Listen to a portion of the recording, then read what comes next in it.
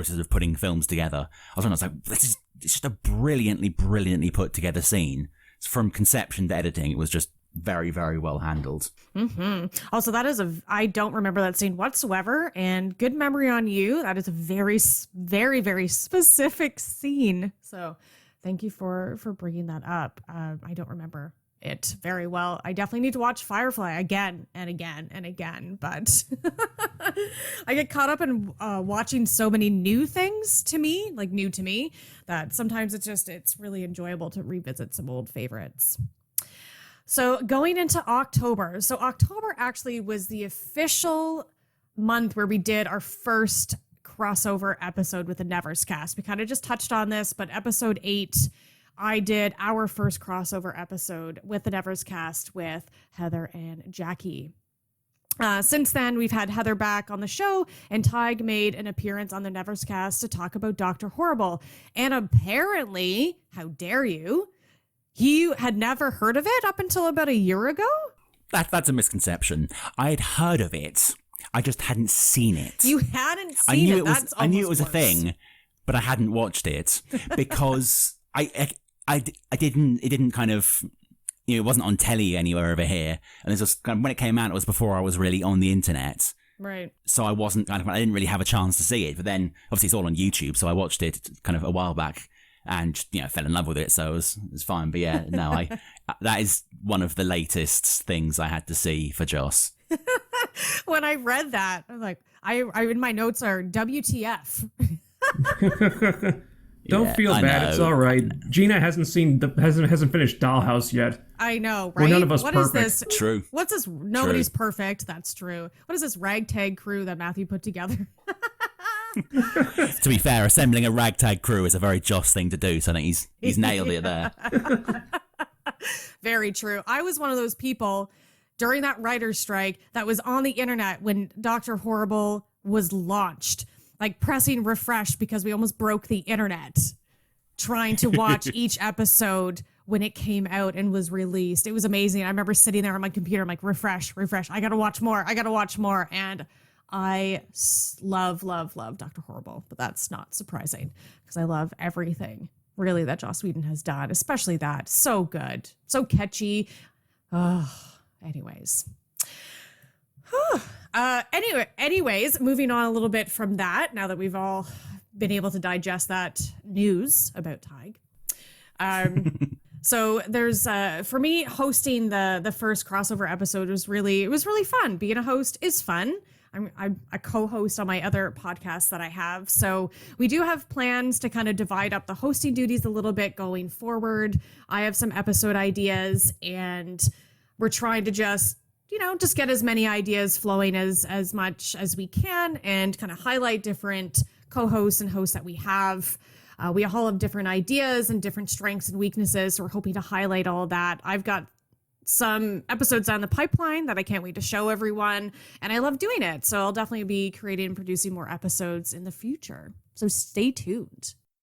Being behind the scenes, I've seen the plans for a few of those episodes and I'm very excited, and our listeners should be too. We've got some great content coming out, and yeah, it's going to be the next year is going to be a lot of fun. Yeah, we're very definitely excited. Yes, we're definitely running with this and stretching our creativity muscles, I guess you could say.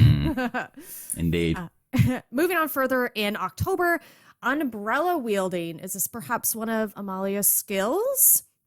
We do have, I think, Tig, you wrote a really great, multiple great blog posts about the potential skills and abilities of the Touched. So folks, definitely read that on our website if you haven't yet so far.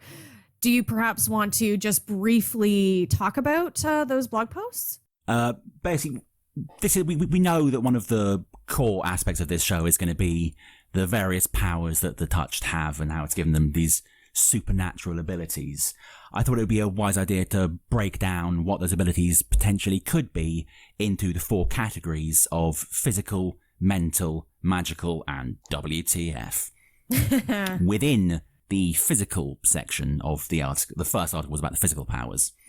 And one of the ones I thought was there's probably going to be some kind of Slayer, Captain America type analog of boosted stats and mostly about fighting and kung fu and all that cool stuff. But we've seen 1,000 Iron Fists, Shang-Chi type characters.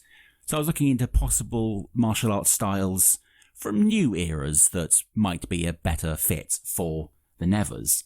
And one of the ones I stumbled upon was Bartitsu, which is in fact a Victorian martial art based around the use of sticks and canes, but could easily be adapted to an umbrella. So I'm not saying, like, this was out long before the announcement of her umbrella skills. I'm not saying that I gave Joss the idea, but I'm not saying that I didn't either. Thrias, sorry. What were your thoughts on all of that? Well, I think we were going to talk about that in a few minutes. I'm not sure how we can define the umbrella foo or whatever it's going to be. I'm not sure how we can define that as a superpower. I think it's interesting if that's going to be a part of it. Is this going to be like what John Steed in the Avengers or something? Or to make a more comic book type reference, I mean, we've seen like the Penguin in Batman comics use umbrellas as weapons all the time. If this is going to be some kind of fighting technique, I'm interested. Apparently, Laura Donnelly was supposedly doing a lot of training. I think there was a social media post Ann Skelly made about that she was training with an umbrella to use in some capacity. If that's going to be used in fight scenes, I'm interested. I don't think I've seen that before, actually. So it's going to be a new way of choreographing fight scenes, which you don't really see that much of these days, because you kind of feel like you've seen everything. But this is going to be a new type of weapon. Ironic, since it's a very old type of weapon, but it's not one that a lot of people are going to be familiar with. So if we're going to see her using an umbrella as a weapon, I'm curious. Me too. And also umbrellas, Victorian London, that's kind of perfect. Perfect. I know, right? Yeah, and can we expect Penn and Sedare to kind of trick that thing out? Mm-hmm. Put lots of gadgets I hadn't even thought of that. and gizmos in there. Who knows? So good. Yeah. All right. October 29th, the premiere date announced.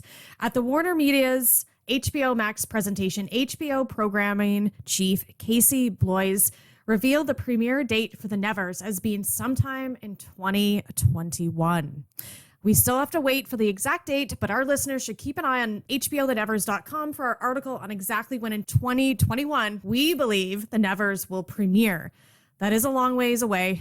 We all kind of had a big, I don't know if it was a sigh, but, we definitely kind of got our minds going of how are we going to fill up this project and this podcast, particularly if we have to wait until at some point next year. It could be, maybe spring, summer, fall. And so that's why we're trying to get as many interesting, diverse, fun, different episodes for everyone, because we have a lot of time to fill up.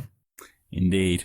There was definitely a collective wince when we saw that release date, but digging a little further into it and seeing that they're using it as one of the kind of launch titles for original programming on the HBO Max streaming platform, I think it tempered the pain a little bit, because yes, we do have to wait a little longer to see the show, but they're really kind of it's going forward from a place of strength rather than them pushing it back because they don't have faith in it. They're pushing it back because they have a lot of faith in it and want it to be in the first wave of their original programming on their new streaming platform.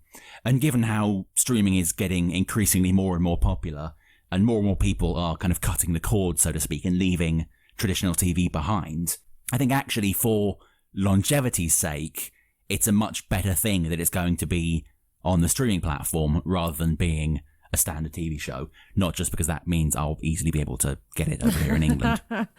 That's personal bias. That doesn't really matter. How did you feel about that, Tharias? Well, I guess the good news is that at least they're zeroing in on some kind of premiere date. What was interesting to me is that it seems so far off in the future now that it makes me wonder how complex this show is going to be.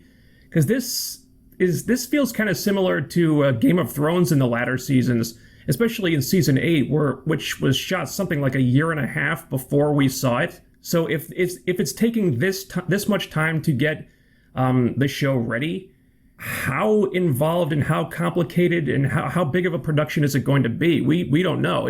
I imagine it's going to be something pretty big. The other way to look at it would be it might not necessarily take them that long to finish season 1.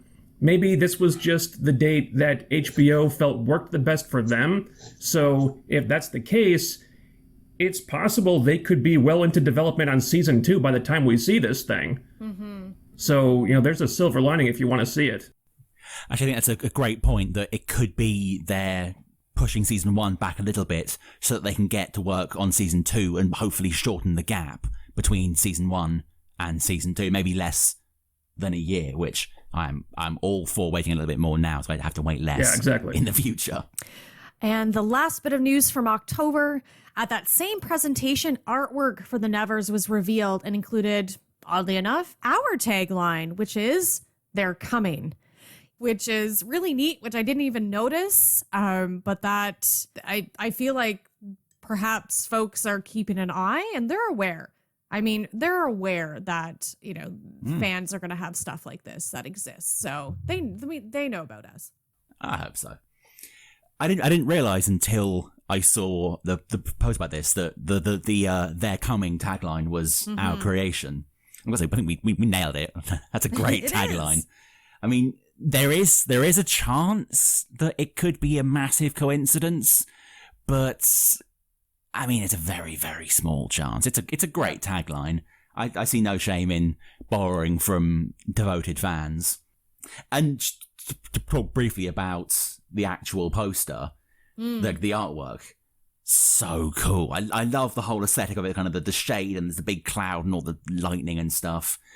It's a really, really great picture, and I'm hoping they can keep that kind of borderline mythical aesthetic going on when the show starts, because it is one of my kind of the vaguely steampunk style.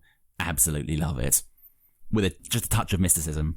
Yeah, I got that same impression from the background with what looks to be gears and electricity, hinting at some kind of steampunk or science fiction aspect to this.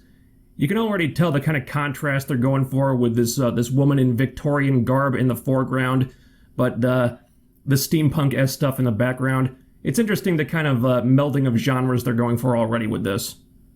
Another very Whedon thing to do. Most definitely. I love a good mishmash of different genres. Give me a hybrid any day. Moving into November, chilly November.